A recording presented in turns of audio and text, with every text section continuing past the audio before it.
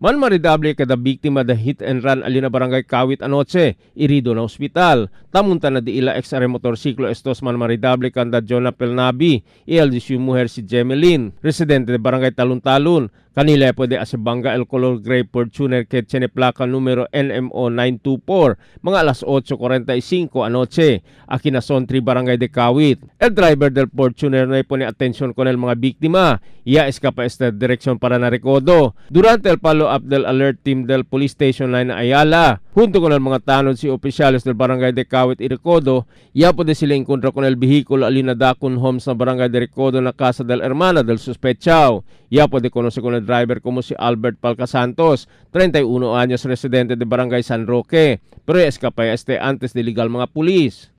So kundo iligaw sila na Sontri Kawit, yan bangga ka nila un Fortuner Toyota, tiene placa de NMO 924 gray. So kundo yung bangga, pula sila na kamino tumba, yan hit and run el Fortuner.